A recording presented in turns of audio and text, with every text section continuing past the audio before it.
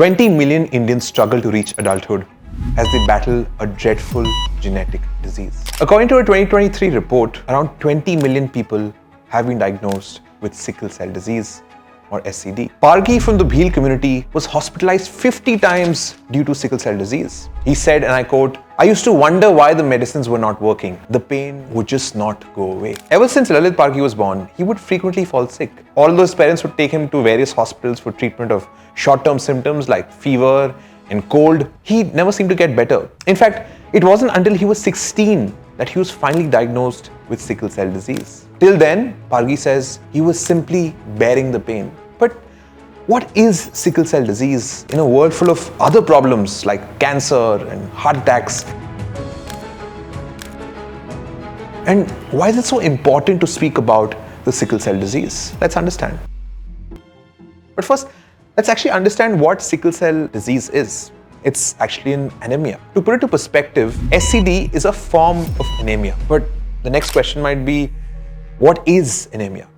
And more importantly, what happens in anemia? Anemia occurs when the body doesn't produce enough healthy red blood cells, which means it doesn't get enough oxygen-rich blood. So SCD is a genetically inherited chronic medical condition that affects the red blood cells and therefore hemoglobin in the blood. While a healthy person has disc-shaped red blood cells, in SCD, these cells take on a crescent or sickle shape. This results in a range of complications such as strokes, vision issues, infection, and bouts of intense pain. Sickle cell disintegrates within 10 days, unlike regular red blood cells, which last for about 120 days. And without ample red blood cells, the patient develops anemia and becomes easily fatigued.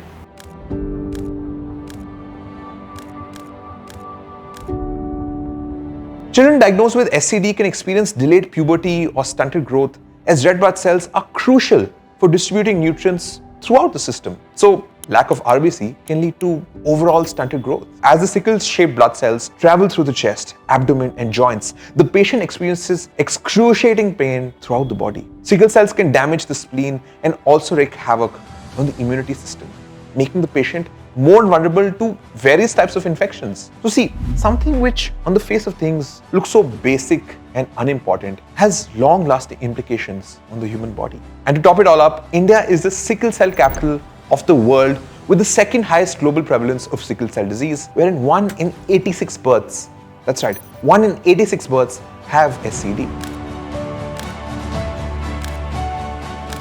But again, you asked me, why are we discussing this and why is this topic important? The meat of the matter is in the details between the lines. Sickle cell anemia is a disease of the poor. The disease is now majorly in the tribal or rural population of 17 Indian states: Gujarat, Maharashtra, Rajasthan, Madhya Pradesh, Jharkhand, Chhattisgarh, West Bengal, Odisha, Tamil Nadu, Telangana, Andhra Pradesh, Karnataka, Assam, Uttar Pradesh, Kerala, Bihar, and Uttarakhand. With 10% of the population being in the tribal community, the seriousness and implications of this disease are far and wide. Interestingly, sickle cell anemia was first described in Western medical literature by Dr. James B. Herrick in 1910. Dr. Herrick reported the case of a West Indian student in Chicago who exhibited symptoms of severe anemia and had oddly shaped red blood cells. This marked the first identification of the sickle shape of the red blood cells. The mutation actually likely originated in Africa as a protective adaptation against malaria. Individuals with one sickle cell have some resistance to malaria, giving them a survival advantage in malaria endemic regions. In fact, the transatlantic slave trade significantly contributed to the spread of the sickle cell gene to the Americas and the other parts of the world. Tribal populations are more susceptible to SCD. There is a high prevalence of malaria in these geographies. The tribal areas were endemic to malaria for many years, leading to many deaths. Thus, as an evolutionary trait, their red blood cells were becoming sickle-shaped. This led to their high susceptibility to SCD, including alpha thalassemia. The protective mechanism to prevent malaria led to the incidence of SCD, and it passed through generations, becoming a hereditary disease. Limited access to healthcare and inadequate nutrition further worsened the impact of SCD, making it even more difficult for tribal communities to manage this disease effectively. Gautam Dongre, Secretary of the National Alliance of Sickle Cell Organizations, or NASCO, highlights the severe impact of SCD, stressing that timely treatment is crucial. Without proper diagnosis, individuals may not live beyond 3 to 4 years, And those who survive could face organ damage within 15 to 20 years, leading to disability and early death. Diagnostic and communication gaps coupled with institutional neglect delay critical care. Treatment options like bone marrow transplants and gene therapy are often inaccessible due to the high costs, which go up from 15 to 40 lakh. And there are quite a few risks involved. These challenges reflect broader systematic healthcare issues, including insufficient education, resource allocation, economic disparities, and ineffective policies, particularly affecting remote tribal communities, as we discussed earlier. All these pointers highlight the seriousness associated with the disease. But what is the respite, if there even is one? What has the government done over the last decade to solve this? Well, the NRHM, launched in 2005, aimed to provide healthcare to rural population, including sickle cell anemia initiatives. Despite this, the mission fell short in many areas. States with high prevalence of sickle cell anemia receive support for diagnostic facilities and mass screening programs, but many remote and tribal areas remain severely underserved. Limited healthcare infrastructure and logistical challenges plague these regions, hindering effective implementation. But more than anything, the execution of policies varied widely across states, resulting in grossly inconsistent healthcare services and significant gaps in coverage. So, a few states made some progress, while many others failed due to insufficient resources and administrative incompetence. This inconsistency underscores the scheme's overall failure to deliver on its promises, leaving many vulnerable people without the care that they desperately need, the marginalized communities. Now, in the early 2000s, Gujarat was grappling with a silent yet severe health crisis, what we discussed, sickle cell anemia, particularly prevalent among the tribal population. As the Chief Minister of Gujarat, Narendra Modi recognized the gravity of the situation and took it upon himself to address this pressing issue. His approach was both comprehensive and compassionate, setting a foundation for what would later become a national mission.